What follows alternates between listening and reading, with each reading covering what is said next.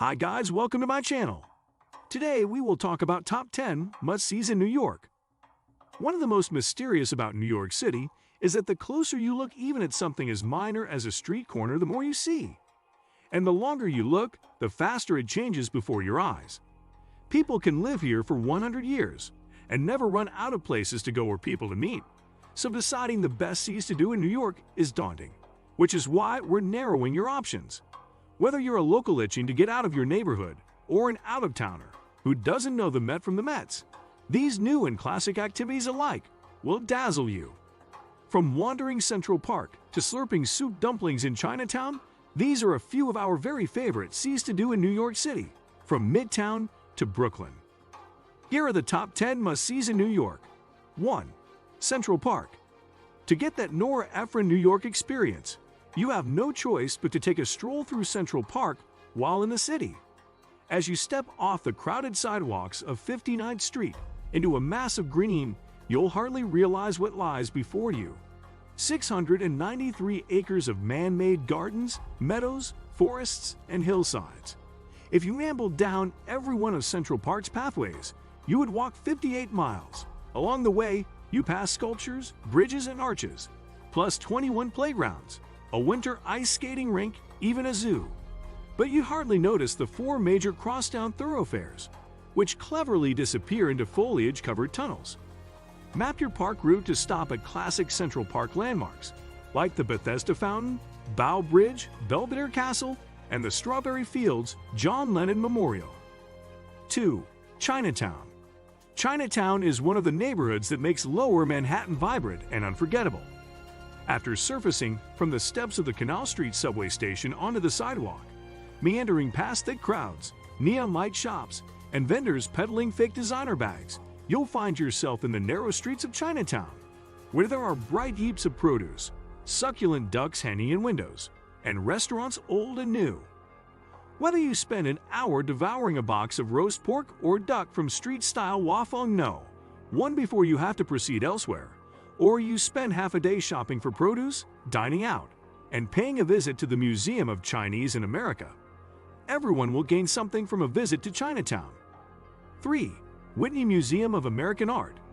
The Whitney got a major upgrade when it relocated from the Upper East Side to its vastly expanded meatpacking headquarters in 2015.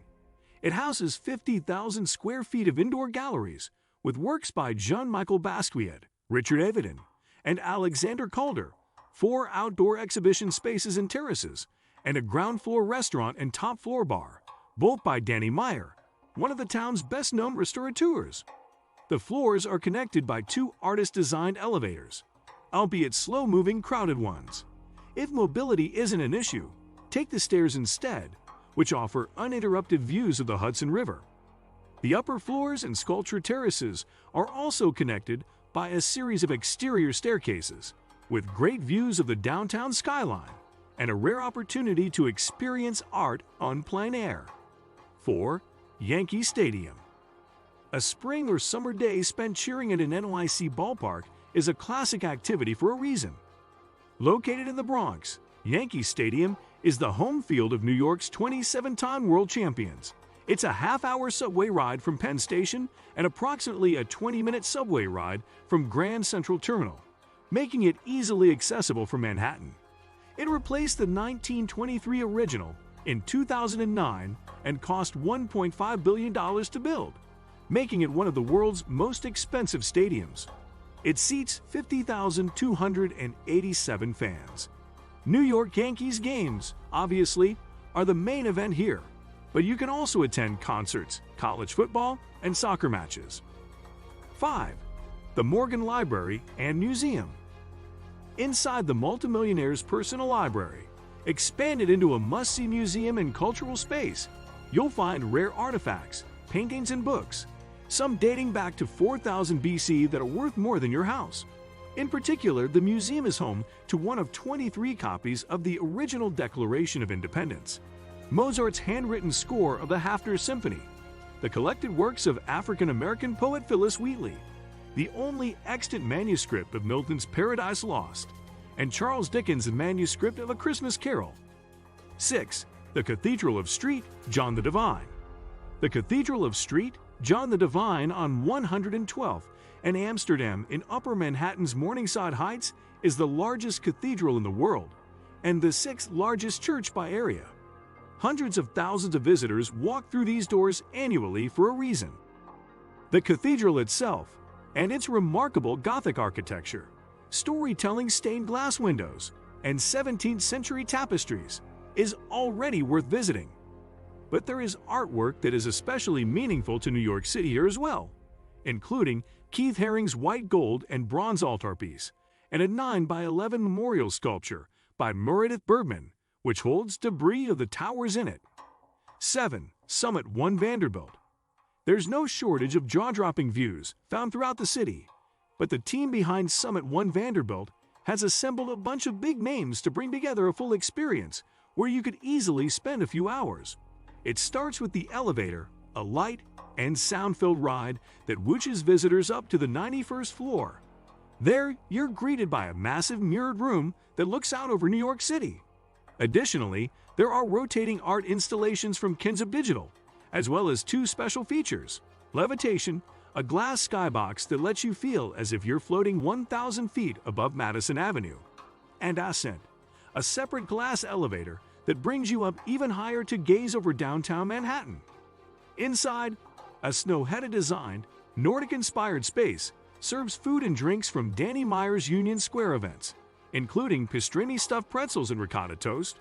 There's also a wraparound outdoor terrace that feels like the city's most exciting rooftop bar. 8. MoMA 1 Pound.